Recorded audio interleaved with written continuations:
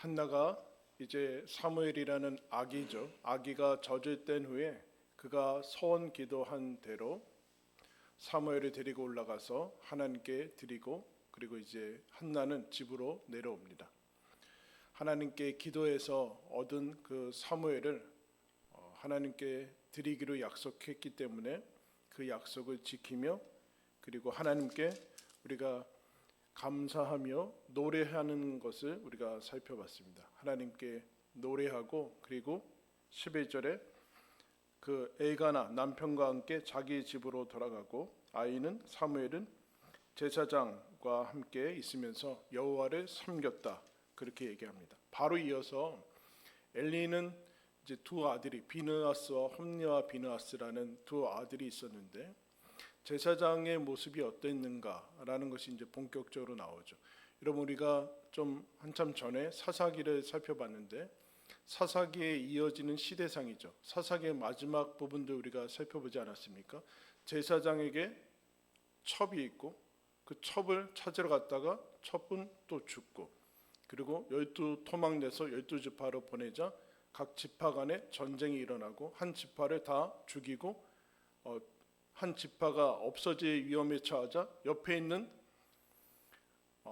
이스라엘 종족 전쟁에 참여하지 아니한 그곳에 가서 모든 여자들을 다 잡아와서 이제 한 지파를 유지시키기로 하는 뭐 어디서부터 어디까지 이것을 해야 되는지 어려운 일들이 일어납니다. 그 앞에는 단지파라는 곳에 나와서 한 사람이 너 우리를 위해서 제사장 해라, 내가 너한테 월급 주겠다, 그러고 있으니까 한 지파가 또 쳐들어와서 너는 왜 여기 있느냐, 우리가 더 많이 줄 테니까 우리한테 와라 하면서 이제 제사장이 옮겨다니는 그 모습들도 살펴봤습니다. 그 시대적인 그 문화와 그 시대적인 상황이 그대로 이어지는 지금 상황이죠.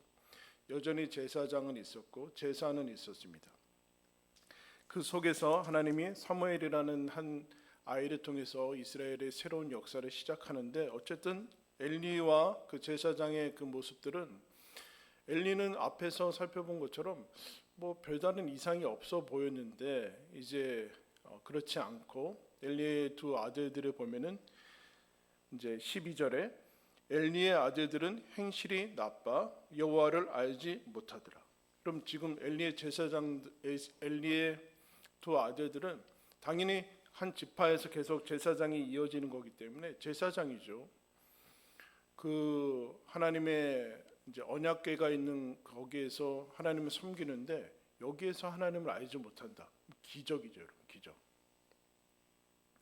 모든 것, 지금 모든 그 사방을 둘러봐도 하나님께 제사 드리고 날마다 제사장 옷을 입고 있고 제사 의식을 감당하고 있는데 거기서 하나님을 알지 못한다.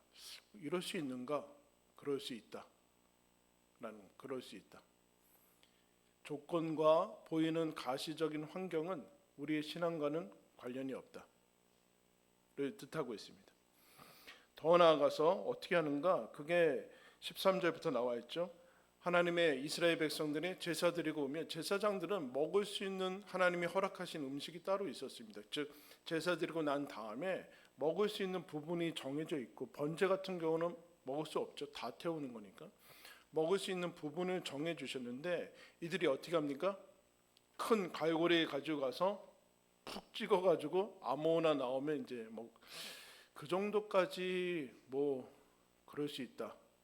그런데 더 심하게는 제사 드리고 난 다음에나 이제 제사장들이 그 고기를 제사 드리고 난 물려낸 다음에 그 다음에 이제 먹는 건데 먼저 재물 가지고 왔는데 우리한테 먼저 달라. 그러니까 여기서 얘기하지 않습니까? 그 사람이 먼저 하나님께 제사 드리고 남은 그거를 드리겠습니다. 그러니까 지금 줘라. 아니면 뺏는다. 우리 제사장이 그 육회를 원한다.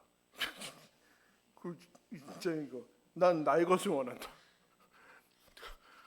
육회를 원하고 나는 웨이던 싫다. 삶은 거 싫고 나는 그 덜 익은 거 이거 달라는 거예요.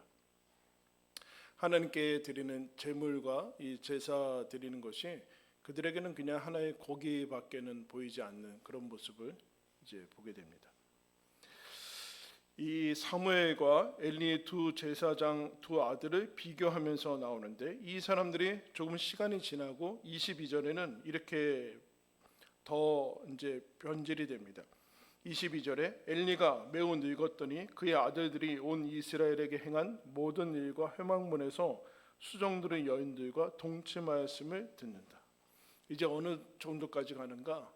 이제 하나님께 드리는 제물을 뭐 없인 여기는 것뿐만 아니라 회막에서 봉사하는 여인들을 이제 뭐 욕보이고 하는 일들을 이제 계속해서 뭐 한두 번 한 것이 아니겠죠. 그에 비해서 사무엘은 하나님을 섬긴다라고 얘기하고 있습니다. 그럼 무슨 차이일까요? 사무엘은 지금 엄마도 없는 상태고 부모도 없는 상태에서 혼자 동떨어져 있는 그런 상황이죠. 근데 이 엘리의 제사장 두 아들은 엄마 이제 아빠도 있고 뭐 제사장이라는 직분도 있고 그 당시 이스라엘에게서 그냥 가만히 있어도 존경을 받고 하는 모든 조건과 환경이 가장 거룩하고 성스러운 조건에 있었는데, 그 같은 공간에 있었을 뿐만 아니라 이들은 어쨌든 더 엘리 제사장의 아들로서 그냥 직계로 바로 이어지는 제사장을 할 수 있는 특권이 주어졌는데, 왜 그 조건이 아무런 영향을 미치지 못하고 이렇게 타락하게 할 수 있는가? 그에 비해서 사무엘은 엄마 아빠와 떨어져 있고 낯선 곳에서 그냥 사실은 혼자 지내는 것이나 마찬가지인데, 왜 사무엘은 하나님 앞에서 여호와를 섬기게 되는가? 그 조건과 어떤 차이가 있는가? 왜 그렇게 됐을까? 무슨 문제가 있을까? 가정교육에 문제가 있는가? 뭐 엘리 앞에서 다 지금 있는 거 아니에요? 다 어쨌든 한나랑 만약에 한나가 따로 키우다가 이렇게 처해서 한나의 교육 방식에 뭔가 차이가 있겠다, 그런 것도 아닐 텐데 왜 이것이 차이가 나는가? 무슨 차이가 있을까라고 할 때 조건과 환경도 아니고 우리가 흔히 얘기하는 뭐 지식과 그런 부분들도 아닙니다. 17절에 우리 다 같이 한번 읽겠습니다. 시작.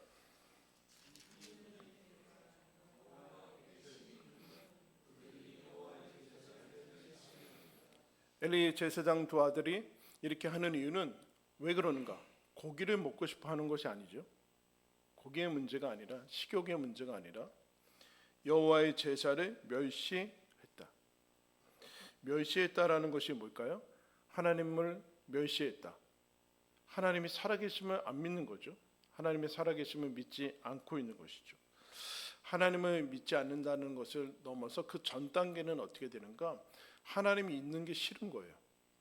자기 마음대로 살고 자기가 먹고 싶은 대로 먹고 재물도 마음대로 취하고 싶은데 하나님 있으면은 곤란하고 불편하잖아요. 그 마음에 하나님 두기를 싫어한다. 싫다라는 거예요, 여러분. 그러니까 우리는 하나님이 계시다 안 계시다를 뜻하고 뭐 무신론자다, 뭐 신자다 그렇게 하지만 사실은 거기에는 사람의 감정이 들어가 있습니다. 나는 하나님 믿는 거 싫다라는 거예요. 예수 믿는 거 싫다. 놀랍죠, 여러분? 거기는 옳고 그름이 있을 것 같은데 싫다 좋다가 있어요. 이게 사람을 더 많이 끌고 갑니다. 그 다음에는 있던지 없던지 무관심한 거죠. 나는 하나님하고 별로 상관이 없으니까 무관심하고 있던지 없던지 그게 나랑 무슨 상관이 있냐 하면서 이제 무감각해집니다. 여기서 태어나서 계속 자랐으니까 이 환경은 아무것도 아니에요, 여러분. 여러분 경험하시죠? 여기 탄천이 있고 얼마나 좋아요, 여러분. 여기 율동공원 자주 가서 감탄하세요? 외부에서 막 오는데, 서울에서 놀러 오고 막 그러는데 율동공원 가면 어때요? 아무 느낌이 안 들어요. 아무 느낌이 없어요. 근데 외부에서 온 사람은 와, 이런 데서 산단 말이야? 너무 좋겠다. 뭐가 좋아요, 좋기는? 아무 좋지도 않다니까요.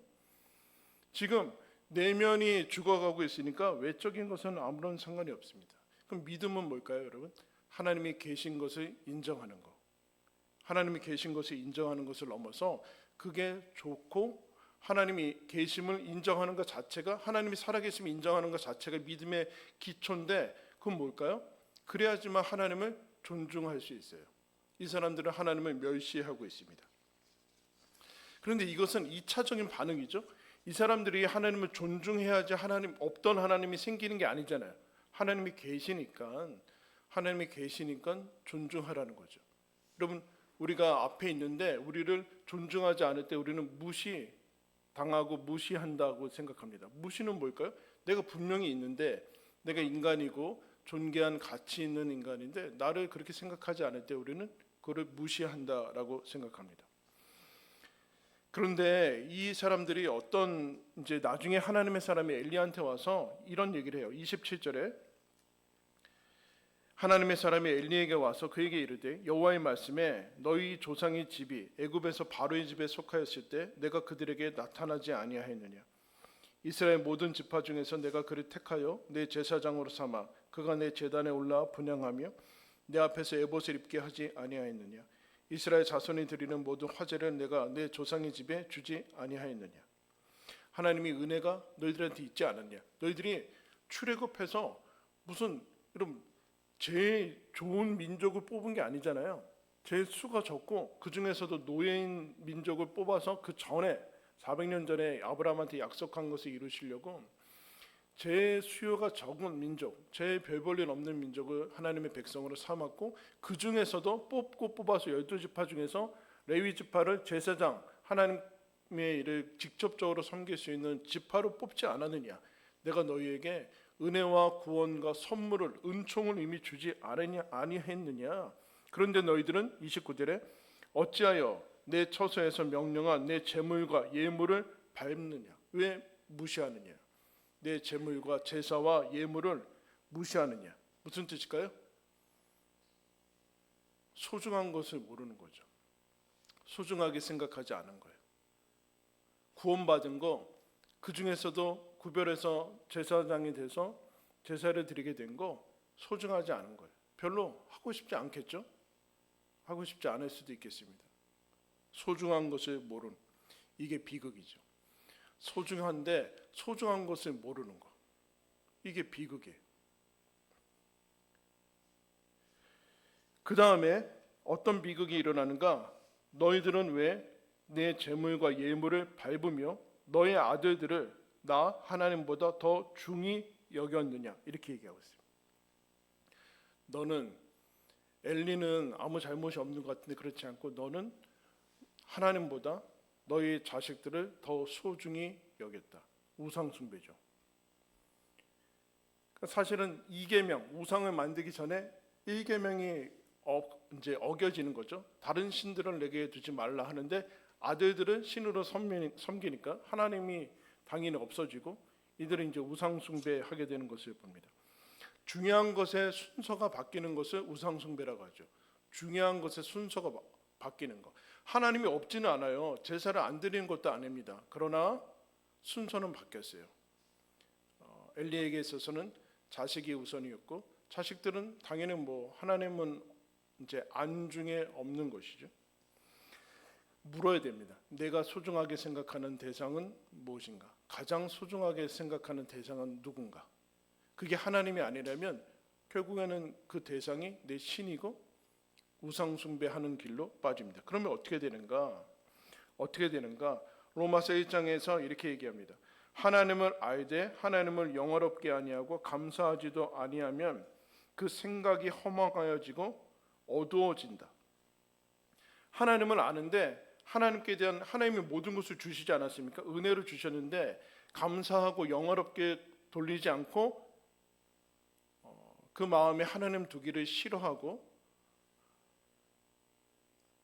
하나님을 영화롭게 하지 아니하면 어리석게 돼서 어떻게 되는가? 썩어지지 아니하는 하나님의 영광을 썩어질 사람과 새와 짐승과 기어다니는 동물 모양의 우상으로 바꾸느니라.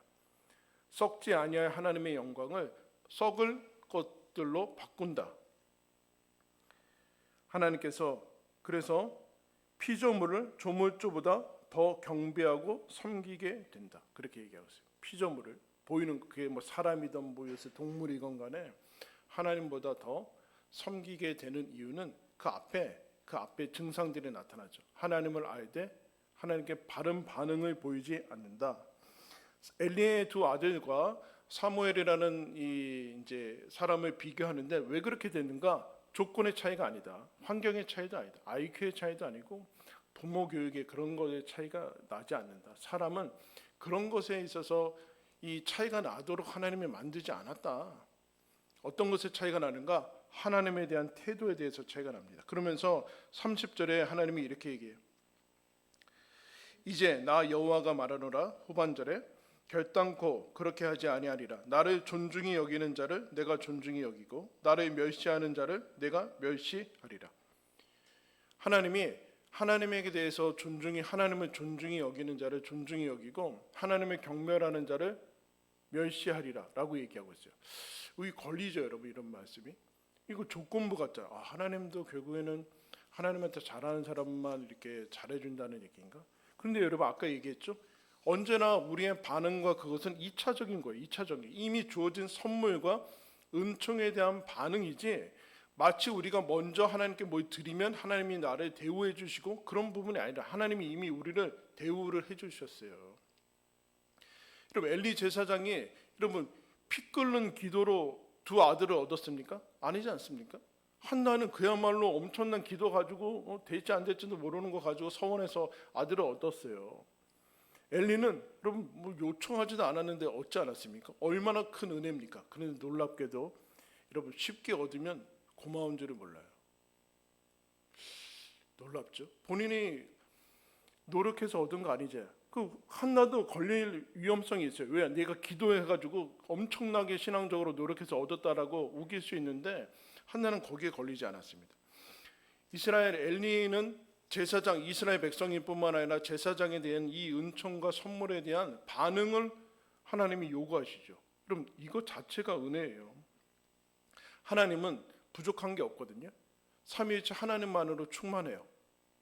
하나님은 뭔가 부족해서 우리를 만든 게 아닙니다. 그런데 하나님은 우리가 섬겨야지 하나님이 되시는 분도 아니에요. 우리가 섬겨야지, 하나님을 찬양해야지 하나님께서 흐뭇해가지고 그러시는 분도 아닌데, 홀로 충만하시고 삼위일체 하나님만으로 충만하신 분이, 아실 것도 없고 부족한 것도 없는 그 자체로 하나님이신 분인데 사람에게 요구하는 것이 있어요. 그 자체가 여러분 은혜예요. 사람한테 요구하는 거, 기대하는 것이 있다니까요. 여러분들은 자녀들한테 가서 얘기해 보세요. 난 너한테 기대하는 게 없다. 이거 뭐 칭찬이에요? 저는 여러분한테 기대하는 게 없어요. 기대를 할 필요가 없어요. 기대할 만한 사람이 아닙니다. 이게 욕이잖아요. 근데 하나님이 부족한 것이 없는 그야말로 충만하신 절대자 하나님이 사람에게 원하시는 게 있대요. 그건 뭐래요? 너희들이 나를 존중해 줬으면 좋겠다. 그럼 이게 영광, 이것 자체가 영광이죠. 이걸 여러분 믿음이라고 합니다. 믿음, 사랑이라고 얘기하죠. 너희들은 내가 하나님인데 하나님 대우를 해줬으면 좋겠다. 하나님이 아닌 존재가 하나님 대우해달라면은 이건 우상 숭배고 좀 이상하죠, 여러분. 근데 하나님이 하나님에 대한 대우를 해달라. 그게 나를 존중히 여겼으면 좋겠다라고 사람에게, 피조물인 인간들한테 요구하는 것 자체가, 그 자체가 엄청난 영광이에요, 여러분. 영광. 여러분 사랑은 동등한 위치에서 이루어지는 거죠. 사랑은 동등한 데에서만 이루어집니다. 거기에서 나오는 게 존중이고 믿음입니다. 하나님이 우리한테 사랑을 요구하고 존중을 요구하는 것 자체가 이미 하나님과 거의 동급으로 우리를, 너희도 내가 동급으로 하나님처럼 여겨서 내가 너희들과 사랑의 관계를 유지하고 싶다라고 하는 게 하나님의 마음이거든요. 그 얘기예요. 지금 무슨 조건부 사랑에 대해서 얘기하는 게 아닙니다.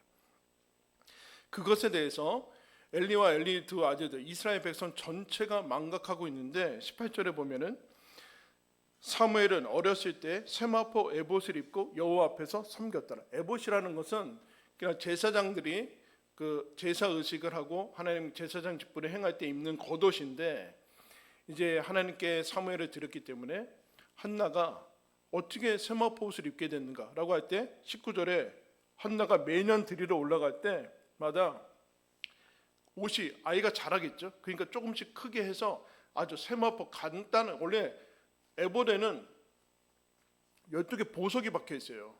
여기에도 박혀 있고, 그게 아니라 그냥 세마포 겉옷 작게 그 크기마다 갖다가 이제 세마포 옷을 입힙니다. 그 모습을 보자 엘리가 한나한테 뭐라고 얘기하냐면 이렇게 축복합니다. 20절에 여호와께서 이 여인으로 말미암아 내게 다른 후사를 주사 이에 여호와께 간구하여 얻어 바친 아들을 대신하게 하시기를 원하노라. 여호와께 기도해서 얻었는데 다시 바친 아들, 다르죠? 하나님을 하나님으로 대접하고 있어요. 받은 것을 인식하고 있을 뿐만 아니라 하나님을 하나님으로 대우하고 있어요. 그 다음에 그러니까 어떻게 하는가? 21절에 여호와께서 한나를 어떻게 했대요? 돌보셨대요. 그래서 삼남 이녀요, 사무엘 이외에 삼남 이녀의 자녀를 다시 주십니다. 하나님이 한나를 돌보세요. 그 전에 사무엘 낳기 전에 한 시골의 한 여인의 아픔과 탄식에 여러분 전능자가 그거를 돌볼 이유가 뭐가 있어요? 여러분 하나님이 저와 여러분의 기도를 들을 이유가 어디 있습니까? 그런 채무가 있습니까? 하나님이? 네? 없잖아요. 하나님 전능자인데 여러분 비행기 타고 밑에 쳐다보면 사람이 보여요? 안 보여요. 근데 여러분 거기에서 내가 속으로 생각하고 하는 것을 하나님이 잊지 않으시고 들으셔서 응답하시고 돌보시고 하는 것에 대해서 한나가 하나님이 나를 사랑하시는구나, 나를 돌보시는구나, 즉 나를 존중하시는구나, 나를 믿으시고 사랑하시고 돌보시고 응답하시는구나. 한나에게 은혜와 은총을 주십니다. 즉 한나를 존중해 주세요.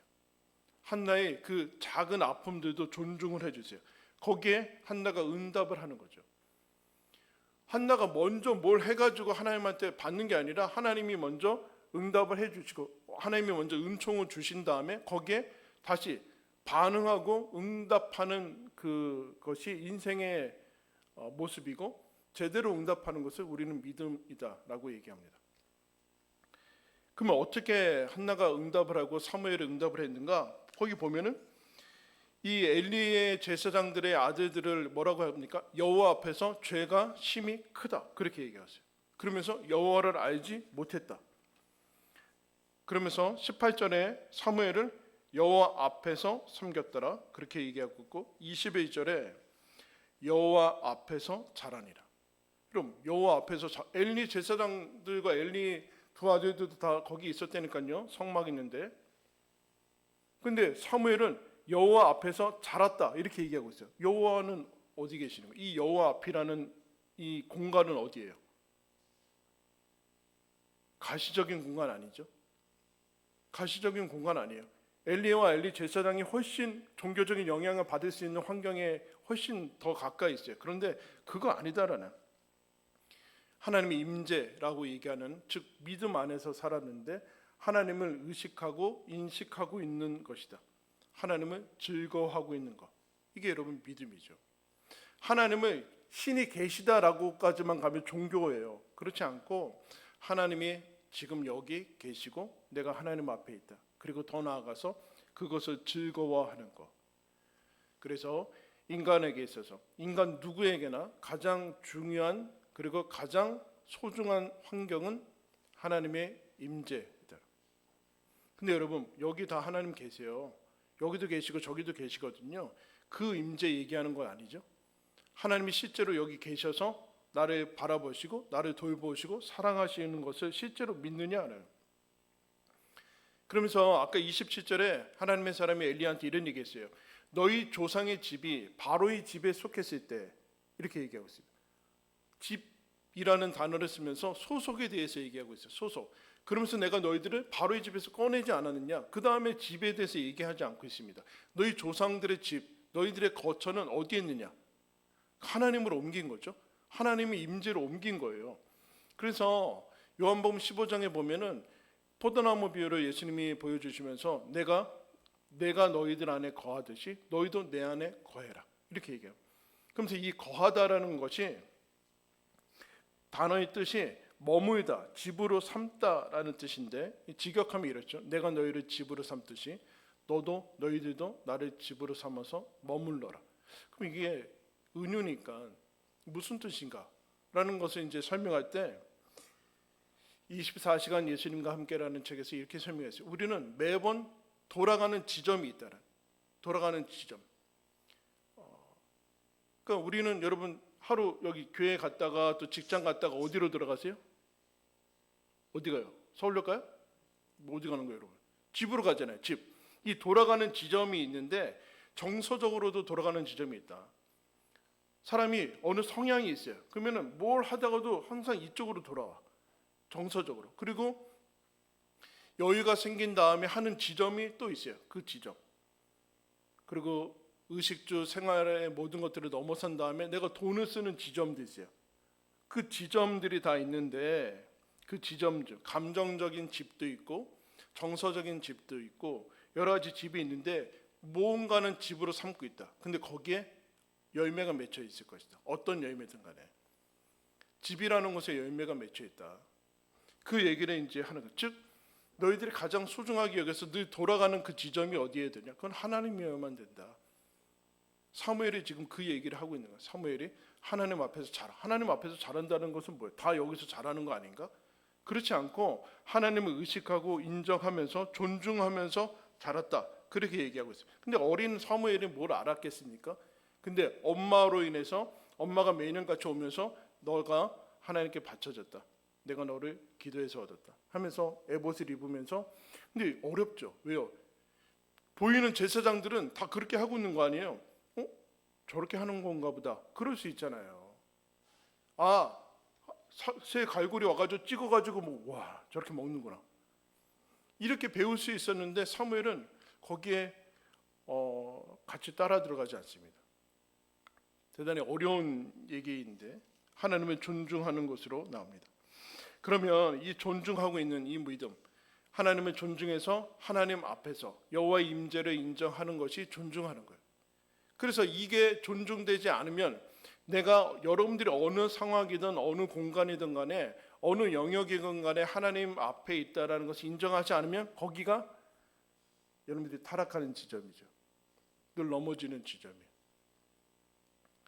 근데 왜 그러는가? 이게 안 좋다고 생각하는 거예요. 그럼 그렇지 않아요. 잘 보세요. 엘리의 제사장과 엘리의 두 아들들이 하나님을 인정하면 싫고 불편하고 그래서 얻은 결과들이 무엇인가? 앞에서 봤죠? 삶이 타락해요. 삶이 엉뚱한 일을 하고 결과적으로 뭐예요? 소중한 것을 소중하게 몰라요. 소중한지 몰라요. 그게 벌이에요. 소중한 거를 소중한지 몰라요. 그거 왜 그러는가? 무슨 목표가 없고 그런 문제가 아니야. 하나님을 안에 모시지 않아서 그래요. 하나님을 존중하지 않아서 그래요. 하나님을 존중해야지 시간이 소중한지 알죠. 나에게 주어진 것이 소중한 건지 알고 이 시절이 이 신앙이 소중한지를 알죠. 하나님을 없으면 이건 무의미해요. 하나님이 없으면 하나님이 소중하지 않고 존중하지 않으면 여러분 교회 오는 게 곤욕이라니까요. 하나님이 인격적으로 만나지 않고 우리 자녀들이 2대 3대 넘어가죠. 이 신앙 자체가 고역이죠. 그래서 여러분들의 경제적으로 독립하자마자 다 떠나게 됩니다. 원래 하나님이 없었거든요. 여기 와서 앉아있는 그런 거는 인간에게 있어서 조건이고 환경이 아니라 실제 하나님을 믿느냐. 그러면 우리한테 이런 안 좋은 점이 있어요. 어떤 안 좋은 점인가? 이 부분만은 어쩔 수 없다라는 이미 포기와 타협이 있어요. 이 부분은 어쩔 수 없대요. 학원도 아니고 그런 건 엄청나게 노력하면서 이 부분은 어쩔 수 없다고 이미 뭘 하려고 하질 않아요. 그게 너가 네 아들들을 나보다 소중히 여겨 그겁니다. 왜 이 부분은 포기하세요? 이 부분은 왜 타협하세요? 다른 거 타협하지 않고 엄청나게 돈 들이고 시간 들이고 잔소리하고 그러면서 다른 부분은 이 부분은 이미 안 해요. 왜요? 너무 소중해 하나님보다. 이건 억지로 되냐? 억지로 해서 될 것인가? 그러면서 다 놔둬요. 엘리가 그런 거예요 지금. 엘리가. 근데 이게 어떤 지점에서 문제가 나는가? 하나님을 향한 존중을 하지 않고 태도나 이런 것이 재어지지 않자 어떻게 합니까? 엘리의 두 아들들이 백성들이 제사 드리러 오는 그 백성들을 향해서 어떻게 해요? 안 내나? 조폭 아니야. 안 내놔? 내가 가져간다. 이게 얼마나 무시하는 태도입니까? 그리고 성전에서 시종 드리면서 하나님께 헌신하는 여인들을 욕보이고 있어요. 사람으로 보이지 않는 거죠. 하나님을 존중하지 않자 사람뿐만 아니라 어떤 것도 존중할 수 없어요. 존중할 수 없어요. 그 다음에 이 얘기를 듣고 하나님의 사람들이 와서, 하나님의 사람이 엘리야한테 와서 당신의 너 왜 가만히 놔두냐 하니까 30절에 아니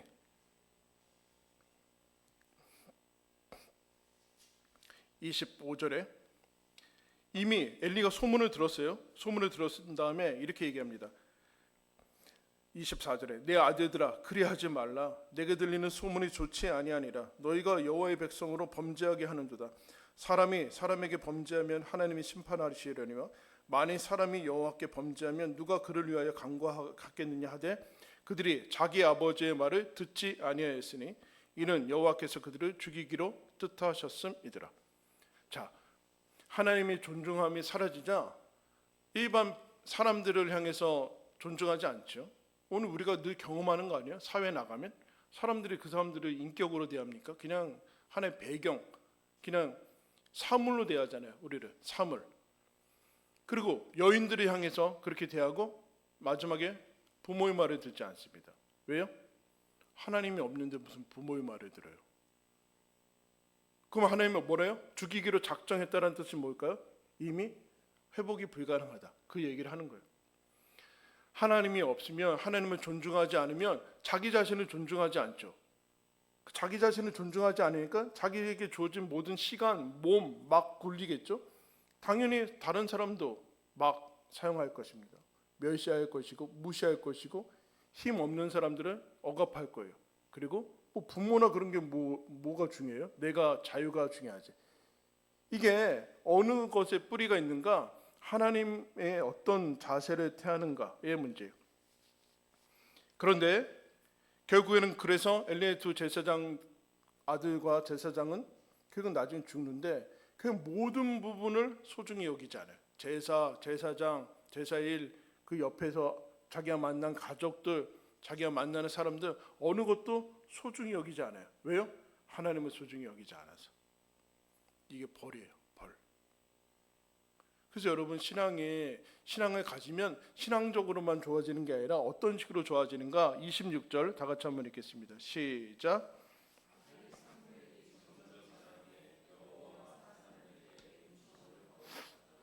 뭐라고 그래요?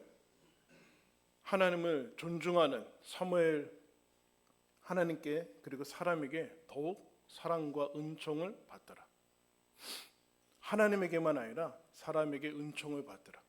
이게 삶 전체의 문제로 간다라. 하나님을 존중할 때 자기 자신을 존중하게 되고 자기에게 주어진 것들을 감사하게 되고 은혜로 주어진 것을 알고 내 옆에 있는 사람들이 하나님께서 지으신 하나님의 형상대로 지어진 것인 것을 알게 되고 감사하고 사랑하고 대우한다라는 것. 이런 부부간에 어려움이 있는 것은 무엇입니까? 서로를 존중하지 않아서 아닙니까? 존중하고 존경하고 예의를 갖추고 하면은 무슨 문제가 있겠습니까? 그런 거 아니겠습니까? 모든 문제는 다 그거 아닙니까? 근데 그것이 되려면 하나님이 나를 존중하듯이 내가 하나님을 존중해야 됩니다. 여기가 문제입니다. 존중하는 것이 은총이고 믿음이고 사랑입니다. 하나님을 존중하는 것이 믿음입니다. 서로를 존중하는 것이 사랑입니다. 나를 존중하는 것이 여러분 하나님께서 나를 갖고 나가는 그 모습을 보시는 것이 하나님이 나에게 주어진 은혜와 은총을 소중하게 여기는 것이 인생을 잘 사는 것입니다. 여러분이 존중하고 소중히 여기는 것이 무엇입니까? 하나님께서 오늘 말씀을 통해서 다시 말씀하십니다. 내가 너를 존중하고 소중히 여긴다. 그러니까 너도 너 자신을 그리고 너에게 주어진 인생을 소중히 여기고 나를 존중히 여기라 라고 말씀합니다. 이것이 기쁨과 은혜를 누리시기를 바랍니다. 기도하겠습니다.